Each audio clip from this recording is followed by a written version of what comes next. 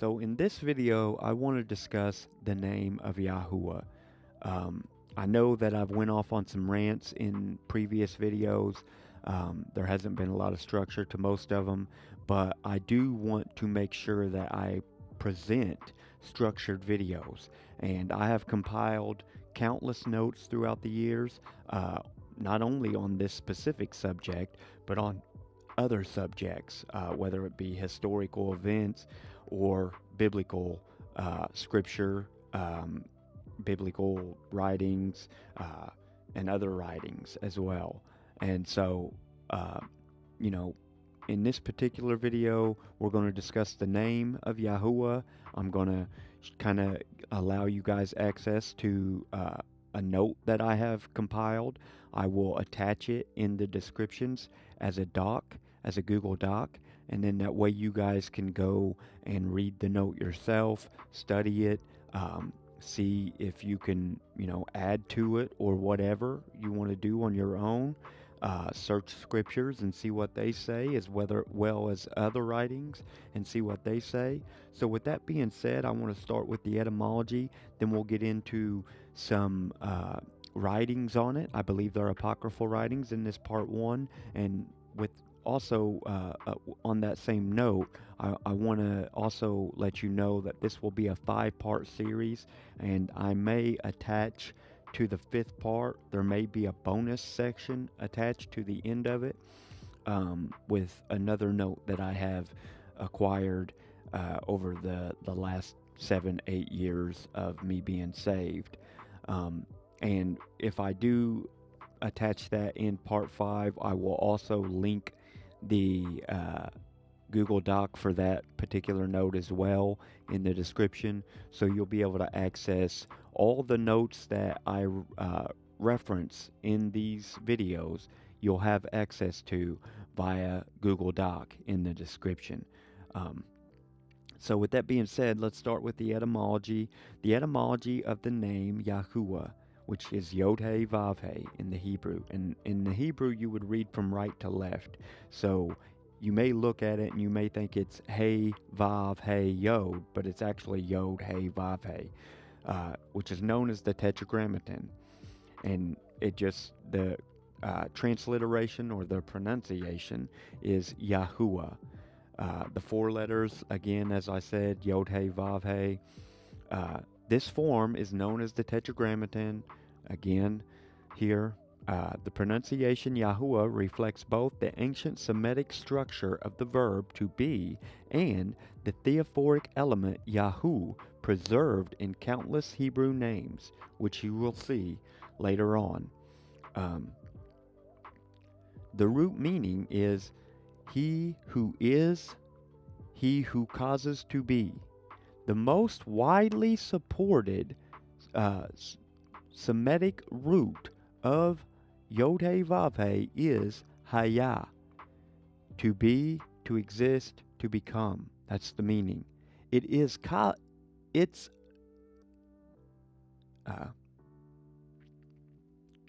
be, to exist, to become, and its causative form, Hawa, to cause to be, to bring into being. And you can see these Hebrew letters here. I know one is a Hey and one is a Vav, or I'm pretty sure, but I'm not entirely sure. And I will put on the screen right now exactly what they are. That way you guys can study them out for yourselves.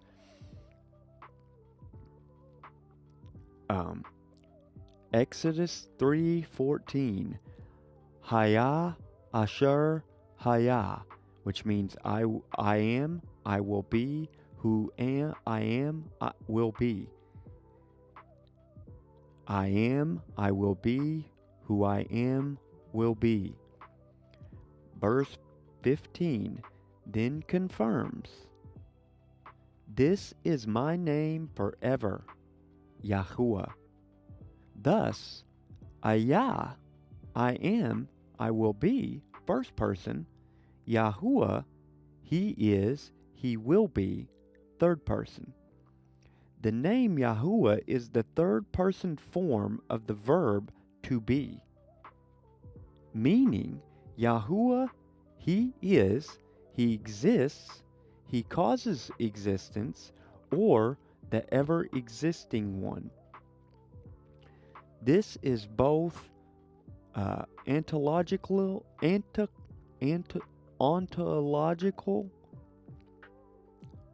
I hate that word. I'm never, like, every time that I've read this note, I never can pronounce that word. Ontological, I'm assuming is how you pronounce it. Describing his nature, and causative, describing his power.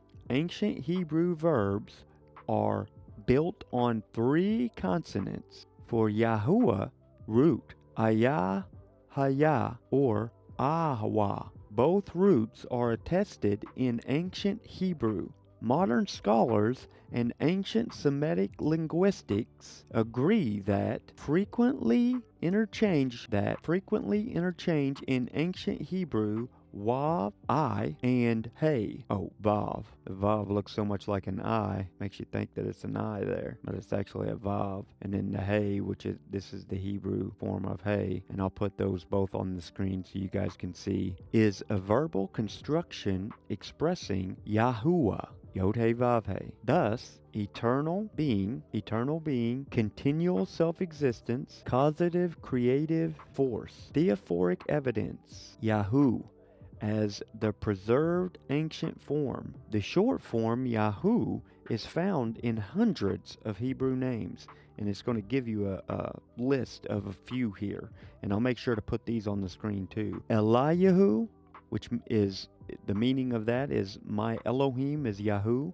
Yeremiyahu, and the meaning of that is Yahuah, or Yahu exalts. Yeshayahu, the meaning of that, Yahu saves. Necham Yahu, Yahuah comforts. And Metith Yahu, gift of Yahu. This proves beyond any doubt that the first 3 letters of the name were pronounced Yahu in ancient Israel. It also proves there was never a Yeh prefix in biblical times.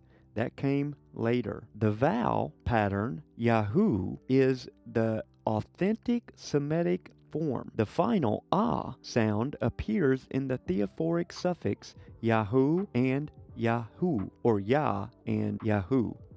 So I'll read that again since I messed it up a little bit. The final ah sound appears in the theophoric suffix Yah and Yahu. And again, I'll put the Hebrew form of this and the transliteration of it up on screen. Thus, Yahuah is linguistically consistent with all attested ancient forms. The final hey, the last letter of the Tetragrammaton, is hey, which serves as a vowel ending marker in the ancient Hebrew, produces an ah sound at the end of a word, appears in ancient feminine nouns but also in divine declarative forms. In theophoric suffixes, the hey is sometimes dropped for grammar, but in the full name it appears, indicating the full pronunciation ends in a soft ah, Yahu ah.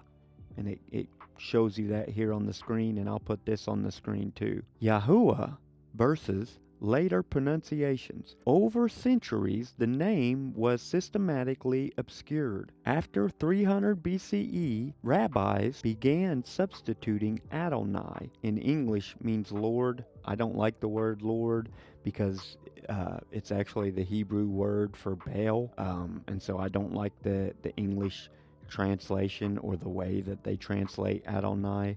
I don't necessarily believe that it means that, but it's obviously the best word, or the best word that they could come up with at the time. But moving on, Hellenistic Jews used Kyrios. Christians followed the Greek produced Lord, or producing Lord. Christians followed the Greek producing Lord. Vowel points were added 900 CE to obscure pronunciation. Yea forms such as Jehovah arose through Germanic mispronunciation of Yehovah, which was never the original word. The earliest known vocalization, inscriptions, and theophoric names support Yahuah, Yahuah, or Yahuah, which you can see you can pronounce them all the exact same thing. Again, I'll put this on screen so you can see. They're just slightly regional variations, as you see here. Slightly regional variations. The form Yahuah matches all early Semitic grammar, all theophoric name evidence, the Exodus 3 self-disclosure of Yahuah, pre-exilic power. So you can see it's describing his nature and his power.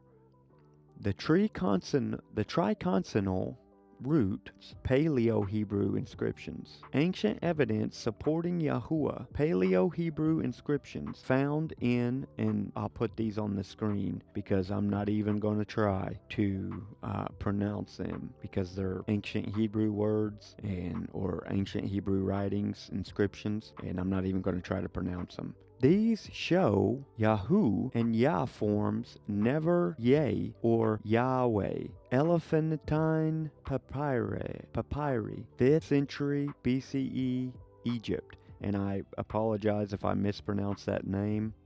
Use Yahu repeatedly. Theophoric names. These preserve authentic vocalization better than any later tradition. Early Christian and Samaritan writings indicate the name began with Yah. Qumran, Dead Sea Scrolls, avoided pronouncing the name but preserved it in Paleo-Hebrew script, implying sacredness, not uncertainty. Again, they wouldn't pronounce it because by this time the ineffable name doctrine had started to make its way into mainstream, and so they basically were treating the name as if it was too holy to pronounce, partially because they were scared that they were going to be judged because of all the sin that they had committed against Yahuah and his Torah. And so they were scared to pronounce it, but they still preserved it in its ancient Paleo-Hebrew form, as you heard here. The full etymological breakdown. Yah, which is the Yod and the Hey, short form of the name, as in Hallelujah, means he is, he exists. Yahu, expanded theophoric form, means he is Yahuah. Yahu is God. Yahuah, full form, means he is the one who is, he causes to exist, the ever-existing one, the self-sustaining one, the one who keeps covenant by his own being. He brings all things into being. This aligns with Exodus 3:14, Ayah, Revelation 1:4, he who is, who was, and who is to come, and Hebrews 13 verse 8, the unchanging Messiah, or Mashiach in Hebrew. Theological significance. From the etymology, we learn Yahuah is eternal. His name itself declares his timeless existence. Yahuah is self-existent. He depends on nothing. All creation depends on him. Yahuah is creator. His name is causative. He brings all things into being. Yahuah is faithful. His name ties to his covenant identity and unchanging character. Yahusha's name contains Yahuah's name. Yahusha, deliver salvation, meaning Yahuah saves, or salvation comes from Yahuah, which is extremely important, and I will make sure that this is on screen so you can see this breakdown here. This is why Yahusha can say, I have come in my Father's name in John 5 verse 43, and I have manifested your name in John 17 verse 6. Summary. The name of Yahuah is linguistically accurate, historically preserved, covenantally consistent, theologically profound, the foundation of all Hebraic faith revealed and embodied in Yahusha. It is the oldest, deepest, most sacred self-disclosure of Elohim to humanity. So Yahuah is the most sacred, the deepest, and the oldest disclosure of Elohim. So the oldest evidence, the most profound proof that we have that there is a creator. lies in the name of Yahuah. So that's super, super powerful there, guys. And I hope you guys are tracking and understand how important this name is in our walk and why we should represent this name. We should proclaim the name, but make sure that we still keep it holy. Do not use it in vain, but do not act as if it has no substance, and we shouldn't say it at all. We should understand when to say it and when not to say it, when to use it and when not to just throw it about as if it's some common word. So part 1 here is the foundations. Why the name matters. In ancient Hebrew culture, Hashem name was not a mere identifier. It represented authority, character, reputation, presence, destiny. When Yahuah reveals his name, he reveals himself. In the Brit Chadesh, which just means New Testament, Brit Chadesh is the Hebrew word for New Testament, Yahusha declares that he manifested the Father's name. Again, John 17 verse 6, completing the revelation. Chapter 2, linguistic foundation. The Shem, which is these two Hebrew words that I'll put on screen right now, meaning name, reputation, monument or memorial, essence, identity, and authority. So the name is the reputation, his monument, memorial, his essence, his identity, and his authority, his power, his creation, his ability to create. All these things are represented by his name. And again, that's why the name is so important. It represents our Creator and his authority and his memorial, his reputation, his existence in our lives. The Greek form anoma, meaning name, character, reputation, authority, delegated power. Again, just reiterating what it means in Hebrew. The divine name Yahuah, rooted in the verb hayah, to be, connected to the covenant formula I am who I am in, again, Exodus 3:14. So now we're going to get into some apocryphal texts and what they have to say about it. I told you we was going to go over a little bit of the history and the etymology. Now let's see what a few of the apocryphal texts say about it, and then we'll close this out and move on to part 2 here in Sirach 23 verse 9 through 10. And I'll put this on the screen so you can see this yourself and go and look it up. But again, I will attach the Google Doc down in the description so you guys can just go and look through the Google Doc yourself. Do not accustom your mouth to oaths, for just as a servant who is constantly examined will not be without bruises, so the man who constantly swears and utters the name will not be cleansed. Again, this goes back to what I said earlier, making sure we understand how to use the name, when to use the name, and when it's not appropriate. You know, a lot of the times nowadays, just like the name Jesus Christ, which is another reason why I don't like the name and I don't feel like it should have ever been changed. I mean, you can kind of see that in Acts where it says there's no other name given among men under heaven by which they shall be saved or should be saved. And so it's kind of like that. Nowadays people use Jesus Christ as if it's a cuss word. You know, when something happens they say, oh, Jesus Christ. And so, you know, that's kind of what this is representing here. It's meaning don't just treat the name as if it's a common word that can be thrown about. Understand when to use the name. So profaning the name, the third commandment, ethics of speech. Blessed be the, this is Sirach 50, verse 24 through 26. Blessed be the name of Yahuah forever. Praise of the name, Tobit 8, verse 5. Blessed are you, O Elohim of our fathers, and blessed is your holy and glorious name.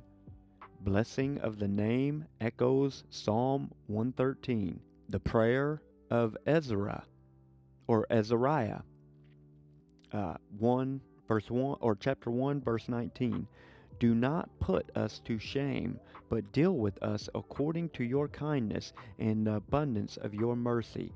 Deliver us for your name's sake. or for the sake of your name. Same thing, you can see that same thing in the Psalms, in Psalm 23, verse 3, and in Ezekiel 36, verse 22. Now, Maccabees, and I'm going to preface this a little bit by saying, a lot of people don't read the Apocrypha nowadays in the Christian church, and it's this, especially the 4 books of Maccabees, but I would argue the Jubilees, the book of Jubilees, the book of Jasher, the books of Ezra, Enoch, all these books are super, super important. And if you don't read these books, then you don't understand important facts about different celebrations, like for instance Hanukkah. If you don't read the Maccabees, then you don't have any clue why people celebrate Hanukkah, what Hanukkah represents. You don't have any clue about that. And that's why it's important to read these books. Not to mention the books of the 4 books of the Maccabees are actually the period from, so in our Bible, the last prophet that wrote in our Bible, there was actually a period of time from him till John the Baptist. And that period of time is known as the Maccabean period. And you don't even know anything about that period and what happened during it if you don't read these apocryphal writings, because they represent that period of time. And so it's important to read them. Not to mention books like Jubilees and Jasher and Enoch, they fill in so much of the story that we don't see in Genesis and in Exodus. They fill in the gaps of those stories that are, kind of left out. The stories that are not elaborated on a whole lot in Genesis and in Exodus, they're elaborated on in other books. It's just people don't read those books, and so they don't realize that there's more to the story. They treat these books as if they're evil. And so in Maccabees here, in the first book of Maccabees, chapter 5, verse 33, they called upon Yahuah, who strikes down mighty warriors, not with strength, but according to his will. First Enoch 69, verse 26. And the name of the Son of Man was named in the presence of Yahuah of hosts. And in Jubilees, and Jacob warned his sons to keep themselves from all uncleanness and to sanctify the name of Yahuah forever. And then lastly, the 4th book of Ezra, chapter 2, verse 42 through 50, or 42 through 45. I, Ezra, saw upon Mount Zion a great people, whom I could not number, and they all praised Yahuah with songs. And in the midst of them there was a young man of a high stature, taller than all the rest, and upon every one of their heads he set crowns, and was more exalted, which I marveled at greatly. So I asked the angel, and said, Sir, what are these? He answered and said unto me, These are they that have put off the mortal clothing, and put on the immortal, and have confessed the name of Elohim. Now are they crowned, and receive palms. Then said I unto the angel, What young person is it that crowns them, and gives them palms in their hands? So he answered and said unto me, It is the Son of Elohim, whom they have confessed in the world. Then began I greatly to commend them that stood so firmly on the name of Yahuah. Then the angel said unto me, Go your way, and tell my people what manner of things and how great wonders of Yahuah Elohecha you have seen. Man, that's the perfect way to end this part 1. That sums up perfectly how we should be representing this name. The name of Yahuah is so vital to our walk. It's so important in our personal relationship with Him. And when we call out to Him, we shouldn't be calling out to God. We should be calling out to Yahuah. He has a name. And if we call out to His name, to Him personally, He says, Call out to me and see if I won't show you great and mighty things which you know not. And I've said that in other videos. It's important to understand the name, to study its history, to study how vital it was in the Hebrew culture, and how they would literally name themselves with the name attached to them. And not only that, the son of Yahuah, Yahusha, literally put the first part of his name is his father's name, and then the second part is his father's salvation. He literally came in his father's name, as we discovered here in part 1. So with that being said, that's all I got. Let the scripture speak for itself. Shalom.